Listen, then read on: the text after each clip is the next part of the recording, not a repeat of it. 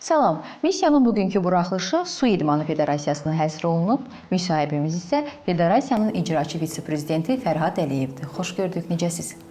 Xoş gördük, çox sağ olun. Sizi xoş gördük bizim binamızda, federasiyamızda. Təşəkkür edirik. Sizin federasiya Azərbaycan Olimpiya Hərəkatının müasir dönəmində elə bir uğura, elə bir şərəfli missiyaya imza atıb ki, bununla hər birimiz qürur duyuruq və idman növlərindən azad olunmuş torpaqlarımızda məhz sizin idman federasiyası ilk tədbiri həyata keçirdi. Məhz söhbətimizə elə bu məqamdan başlamaq istəyərdik. Bəli, düz qeyd etdiniz. Bizim üçün də çox qürur verici bir hal idi ki, cənab prezident və vitse-prezidenti Mehriban Əliyeva birinci tədbirdə və birinci açılışda bizdə Suqovuşanda tədbir keçirildi. Birinci təlim məşqlərimiz keçirildi və həmin ərəfədə də sonra bayram əhval-ruhiyyəsində Novruz bayramında tonqal yandırıldı. Və həmən gündən sonra artıq bizim, belə deyim, tədbirlər orada daimi keçirilir indiyənə kimi. Su qovuşanda təşkil olunan tədbirlərlə bağlı əminik ki, sizin ürək dolusu sözləriniz var. Eşitmək istəyərdik hisslərinizi, duyğularınızı, orada gördüklərinizi. Həmin ərəfə həqiqətən də çox vacib məqam idi. Biz ora gələndə heç bir, nətər deyim, o ərazidə heç nə görülmürdü, heç bir tədbir görülmürdü.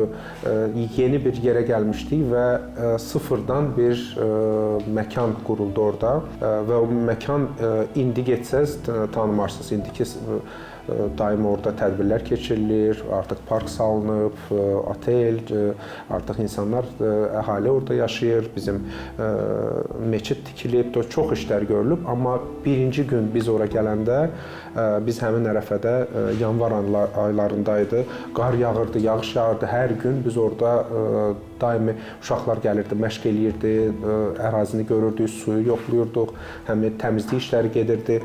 Və həmin ərəfə həqiqətən də çox belə yadda qalan bizim üçün oldu və sonra da bizim üçün çox böyük şərəf oldu ki, cənab prezident gəldi, Mehriban xanım həmin ərazidə gəldi, bizlə bir yerdə oldu. Həmin yeri birinci açılışı bizim tədbirdən başladı və onu da düz qeyd etdiniz ki, birinci idman tədbiri də həmin il biz keçirdik, deməli, prezident kuboku. Bəli. Ərəfəsində birinci həm açılış, həm yarış. O zaman elə çox komanda yox idi, 7 komanda idi. Amma hər il biz hər tədbir, o say çoxaldı. Artıq keçən dəfə 20-dən çox ölkə var idi Suqovuşanda.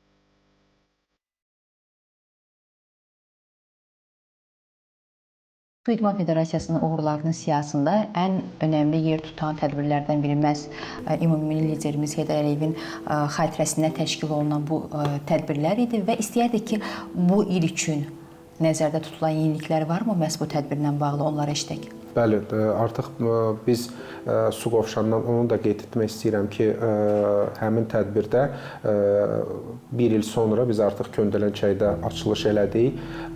Mötəbər bir tədbir oldu, xarici qonaqlar gəldi. Orada 50 dövlətdən, ölkədən çox nümayəndələr, Milli Olimpiya Komitəsinin nümayəndələri, federasiyaların rəhbərləri, çox insan iştirak etdi və oranın da bir Köndələnçayın hava limanından üzbəüz. Orada da tədbir keçirdik, yarış keçirdik, beynəlxalq yarış keçirdik və bu dəfə artıq biz Sərsəng su anbarına, bilirsiniz ki, keçən ilin yekunlarına əsasən cənab prezidentin çıxışında belə bir tapşırıq verildi ki, həmən ərazidə də tədbir keçirilə bilər və biz onunla da bağlı artıq bu ildən istəyirik o prosesə başlayaq. 2024-cü ildə Azərbaycan idmanı üçün uğurlu olmuşdur. Azərbaycan idmançıları beynəlxalq yarışlarda ölkəmizi ləyaqətlə təmsil etmişdilər. O ki qaldı azad edilmiş ərazilərə. Siz yaxşı bilirsiniz ki, o ərazilərdə infrastruktur layihələri ilə yanaşı keçmiş köçkünlərin yaşayışı üçün inşa edilən evlərlə yanaşı idman infrastrukturu da yaradılır. Su qovuşan və Köndələn çay su anbarlarında artıq beynəlxalq avar çəkmə yarışları keçirilir.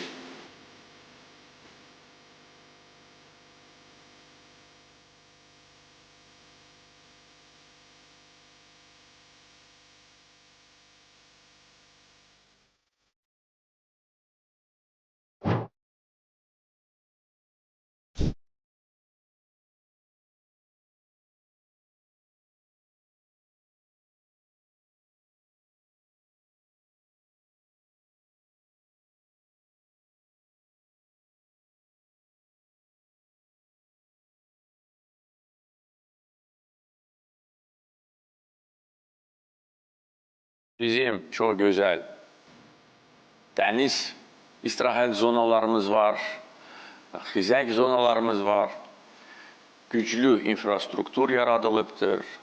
Qarabağ və Şərqi Zəngəzurda böyük infrastruktur işləri aparılır. Orada da artıq yarışlar keçirilir. Köndələn çay su anbarında su qovuşan, su anbarında gələcəkdə Sərsəng su anbarında da yarışlar avar çəkmə üzrə keçirilə bilər.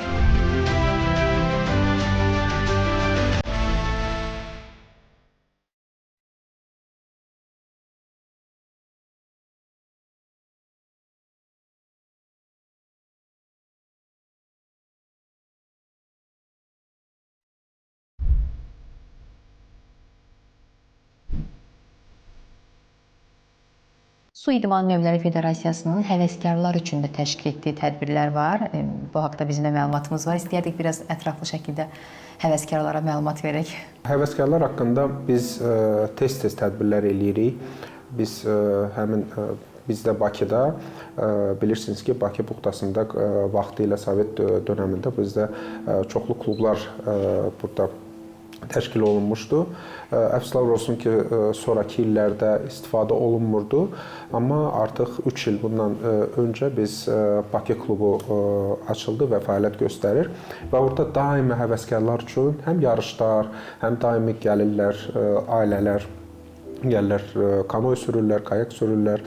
Və bu ərəfədə də biz idmanı sevən həvəskarlar üçün tez-tez tədbirlər keçiririk. Bu dəfə blogerlər üçün keçirmişdik, dövlət qurumları arasında tədbir keçirmişdik. Bu yaxınlarda İdman Akademiyasının tələbələri gəlmişdi, onlar üçün keçirmişdik. Və daimi elə tədbirlər artıq havalar artıq mart ayından biz başlayırıq. Axırıncı dəfə keçən ilin noyabrına kimi biz belə tədbirləri daimi keçirə bilirik. Bir qədər də milli komandamız haqqında bilirik ki, bizim komanda dünyanın ən gənc komandası hesab olunur. Düz qeyd etdiniz, bizim komanda həm düzdür, böyük kateqoriyada idmançılar var, amma gənclər daha üstünlük təşkil eləyir və artıq biz həm kanoe, həm kayak, həm avar çəkmə üzrə milli komandanı formalaşdırırıq və hər ildən elə nəticələr də yaxşılaşır və artıq bizim komanda birinci illərdə elə çox nəticə olmasa da ildən ilə artıq beynəlxalq yarışlarda bizim öz beynəlxalq respublikada keçirilən tədbirlərdə yarışlar, nəticələr çoxalır. Və onu da qeyd etmək istəyərdim ki, gələcək artıq bu nəsil gələcək Olimpiya oyunlarına da vəsiqə qazana bilərlər. Ümumiyyətlə avar çəkmə idman növünə məşğul olmaq üçün ən ideal yaş dövrü hansı hesab olunur? Mən deyərdim ki, 10-12 yaş ən ideal vaxtdır. Ondan öncə tövsiyə eləyərdim ki, həmi biraz üzgüçülüklə, onunla ki, üzə bilməyən idmançı üçün balaca problemdir avar çəkmə idman növündən məşğul olmaq. Ona görə 10 yaşa kimi mən tövsiyə eləyirdim üzgüçülüyə, sonra artıq avar çəkməyə yazılıb davam etmək. Xaricdə də mən təzəlikcə orada praktikanı gördüm. Mənim tövsiyəm 10 yaş, 12 yaş ən idealdır. Bəs yaxşı, hansı yaş dövründən sonra davam etmək artıq o qədər də effektiv deyil? Məsələn, belə bir praktika var idi. Bizdə idmançı 27 yaşında gəldi, yaxşı üzən idi, avar çəkə bilirdi, amma professional heç vaxt məşğul olmurdu. Gəldi bizə, düzdür, məşqçi qeyd etsə də ki, problemsizdir, məşğul ola bilər, amma yenə də beynəlxalq yarışlara gedə bildi, bir nəticə də qazana bildi. Amma yenə də o vaxtında başlamayan idman artıq əlavə gələcəkdə fəsadlara gətirə bilər. Ona görə tövsiyəm odur ki, artıq uşaq yaşından, artıq 10, 12, 14 yaşından uşaqları artıq idmana yönəltsək yaxşı olar. Gənclərin daha çox diqqətini çəkən və nəticə aldığınız idman növü hansıdır? İndiki halda daha çox kayak növünə maraq göstərirlər. Kanoya o idman növün, kayak kanoya deyərdim ki, eyni olsa da kanoyadan çox kayaka belə deyim, məşğul olmaq istəyirlər. Akademik avar çəkmə idmanı deməzdim ki, daha çətindir, amma hündürboylu uşaqlar ora yazılmalıdır. O da idman növləri çox olduğu üçün o ərəfədə həm handbol, həm basketbol, həm ona görə də həmən idmançıları tapmaq biraz çətin olur. Yelkən idmanında bizdə daha çox gənc nəsildir. Gənc nəsil onlar 10, 12, 14 yaşda məşğul olurlar. Orada maraq çoxdur. Orada daha deyərdim ki, orada xanım idmançılar daha çox gəlirlər. Ümumi isə dediyim kimi bu gün də kayaka daha çox üstünlük tuturlar, amma yenə də dəyişir. Sizin federasiya son zamanlar daha geniş sahəni əhatə edir. Bu haqqda da, yəni bu dəyişiklik haqqında biraz eşitmək istəyərdik. Təzəlikcə belə bir dəyişiklik oldu. Əvvəlki adımız Azərbaycan Kanoe və Avar çəkmə Federasiyası artıq yeni olimpiya idman növü qatılandan sonra yelkən belə bir maraq göstərdi bizim federasiyaya qatılmağı ilə bağlı. Ondan sonra qərara verildi ki, bu federasiyanın adı dəyişilsin, daha ümumi, hansı ki açıq suda bütün idman növlərini birləşdirən bir ad olsun. Ona görə Azərbaycan Su İdmanı Federasiyası adlandırıldı və artıq orada həm yelkən, həm avar çəkmə, həm kanoe, kayak, surfing, bütün açıq suda olan idman növləri bu federasiyaya aiddir. Bir məqama da toxunmaq istəyərdik. Dəfələrlə beynəlxalq federasiya rəsmiləri bizim ölkədə qonaq olublar. Hətta cənab prezident də onları qəbul etmişdi. Biraz da bu haqqda danışaq. Ümumiyyətlə, bu korporativ görüşlər haqqında, bu işbirliyi, bu əməkdaşlıq haqqında fikirlərinizi almaq istəyərdik. Bəli, COP29 ərəfəsində belə bir burada həm tədbir keçirildi. Su hövzələrinin həm Dragon Boat, həm avar çəkmə, həm kanoenin beynəlxalq federasiyaların prezidentləri cənab prezidentlə görüşdülər və ondan sonra tövsiyələr verildi, istiqamətlər danışıldı və artıq bir həftə bundan öncə həm Avropanın, həm dünyanın prezidenti Bakıda olarkən həmən artıq görüşün nəticəsi olaraq Sərsəng su anbarında oldular. Orada deməli görüşlər keçirildi və gələcəkdə orada beynəlxalq yarışların keçirilməsi ilə bağlı tövsiyələr verildi. Və əlavə olaraq da slalom idman növünün deməli həm idman növünün, həm stadionun artıq tikintisi üzrə artıq işlər başlayıb və orada da rafting idman növü də daxildir. O da əlavə idman növüdür ki, hansı ki Su İdman Federasiyasına daxil olub.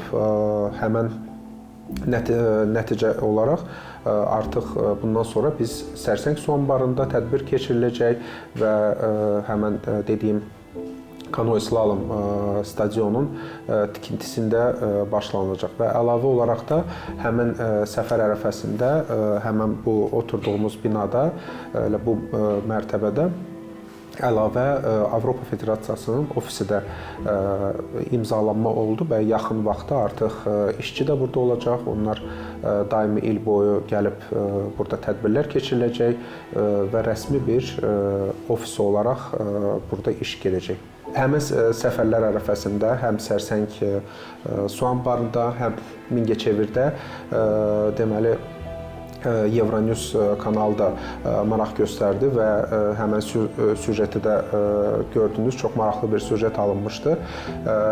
Onlar həm Mingəçevir Kür bazasını çəkdilər, həm Sərsəng su anbarında çəkiliş etdilər və həmən biz oturduğumuz indiki ofisdə də çəkiliş etdilər ki, burada həmən imzalanma protokolu imzalananda Euronews o süjeti də çəkdi və həmən süjet də sonra geniş işıqlandırıldı.